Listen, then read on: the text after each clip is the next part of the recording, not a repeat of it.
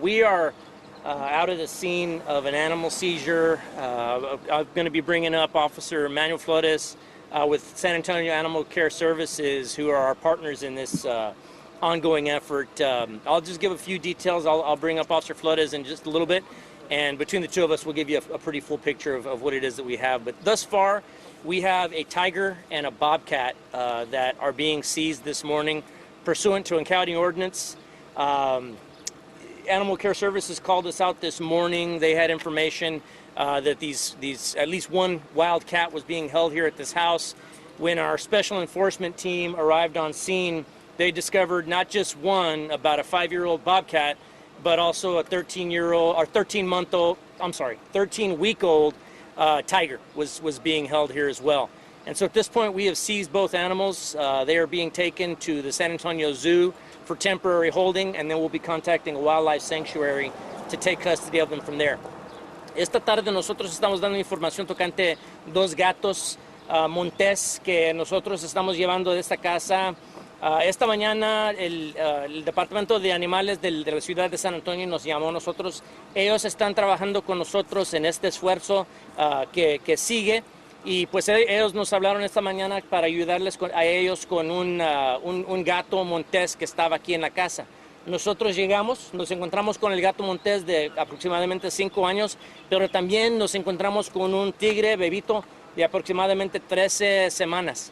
Entonces nosotros nos llevamos los dos animales y ahorita van para el zoológico de San Antonio, donde los van a detener hasta que un santuario pueda llegar a recubrir los animales. Ahorita voy a acercar al oficial Flores del Departamento de Animales de la ciudad de San Antonio. Hello everyone. My name is Manuel Flores. I'm with Animal Care Services Field Investigations. So as you know, we responded here to the location to assist regarding a tiger and a bobcat.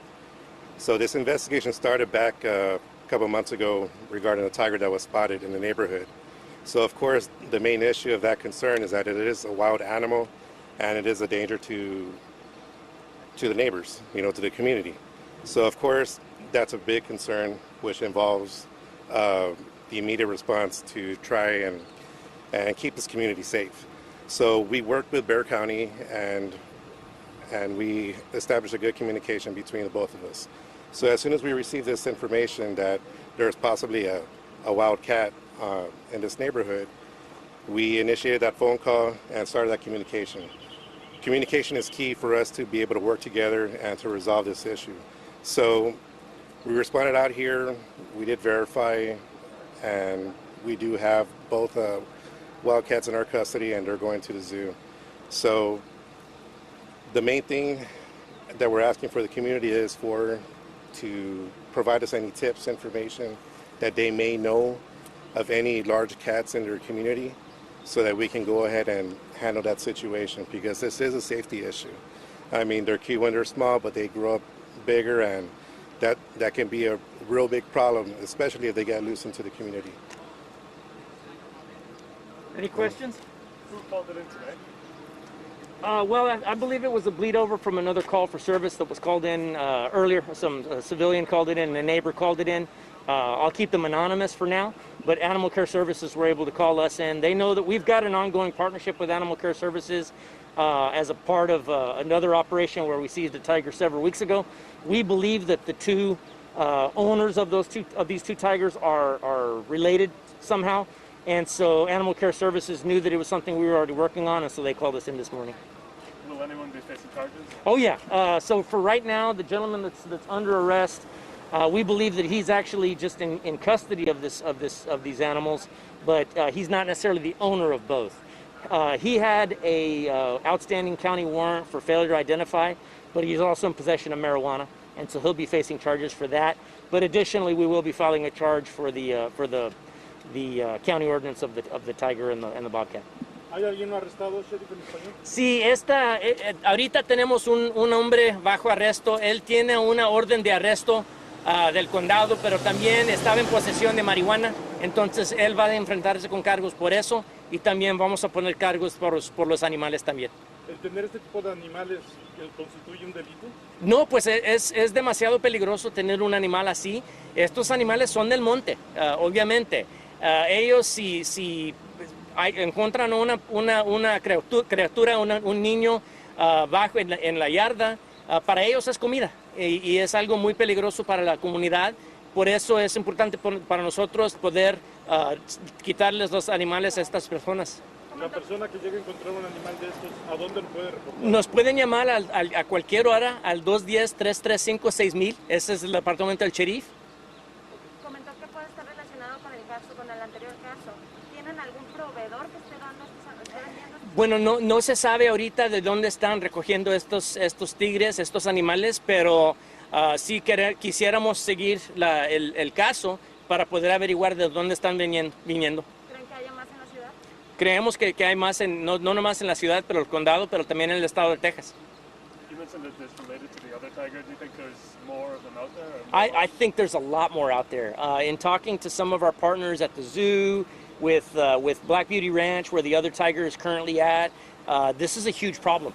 Matter of fact, I just spoke with one of our state legislators a little while ago. We're trying to get a state law passed that would address this, because it's a much bigger problem than what I think the general public knows about. And quite frankly, there's a bit of crossover into other types of crimes. Mainly with organized crime and drugs, there is quite a bit of crossover. How many people were living here? Was there a family?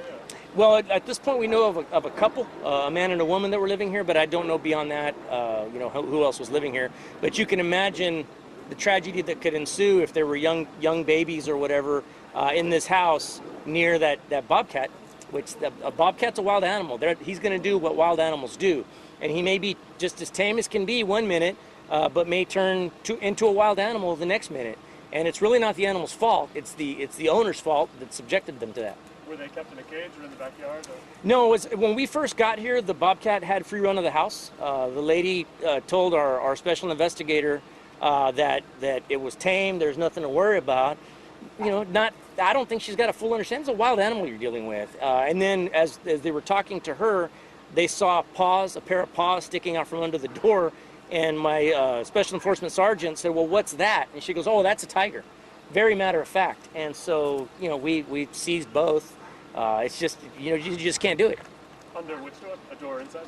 It was an interior door. I don't know if it was leading to the garage or to a bedroom, but the sergeant saw the paws and she told him it was a tiger.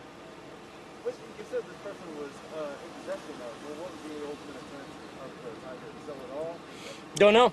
Don't know if it was just being kept as a pet or if it was eventually going to be sold.